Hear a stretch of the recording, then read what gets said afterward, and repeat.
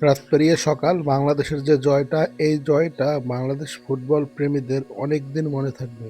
কারণ এই জয়টা অনেক স্পেশাল। বাংলাদেশ দীর্ঘ ২২টি বছর পর এই জয়টা পেয়েছে। গ্যালারিতে একেকটা দর্শক, ২৪,০০০, প্রায় ২৪,০০০ দর্শক ছিল বাংলাদেশের এই মাঠে। বাংলাদেশ ইন্ডিয়া ফুটবল ম্যাচের একের পর এক অ্যাটাক হচ্ছিল। বাংলাদেশ ২-৩টা গোলও খেয়ে যেতেন যদি হামজা চৌধুরীর মতো একজন প্লেয়ার বাংলাদেশে না থাকতেন। একজন হামজার অভাব বাংলাদেশে আগে টের পেয়েছে। একজন হামজা আসাতে বাংলাদেশ ফুটবলে কত উন্নতি হয়েছে তার প্রমাণ পারফরম্যান্সে মিলছে।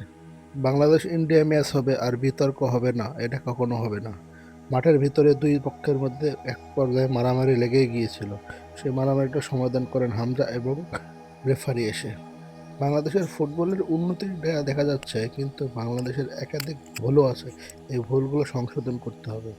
কিন্তু বাংলাদেশের আজকে যেহেতু ম্যাচটা জিতেছে, সেই হিসেব করলে বাংলাদেশের ভালো দিকটা নিয়ে কথা বলতে হবে, খারাপ দিকটা নিয়ে আমি কথা বলবো না। বাংলাদেশের ফুটবলের উন্নতির ছাপ দেখা যাচ্ছে। আরও একাধিক ক্রিকেটার আসতে চায় বাংলাদেশ ফুটবল খেলতে। যদি এরকমটা হয় তাহলে বাংলাদেশ ফুটবলের উন্নতি আরও অনেক হবে। দীর্ঘ ২২টি বছরের যে খরা ছিল, জয় থেকে দূরে ছিল বাংলাদেশ, সেই জয়টি অবশেষে পেয়ে গেছে বাংলাদেশ। এখন ইন্ডিয়ার মতো টিমকেও বাংলাদেশ হারিয়ে দিচ্ছে খুব সহজেই। আজকে আরও গোল হতে পারতেন। তবে best of luck Bangladesh. Hamza চৌধুরীর জন্য শুভকামনা রইল।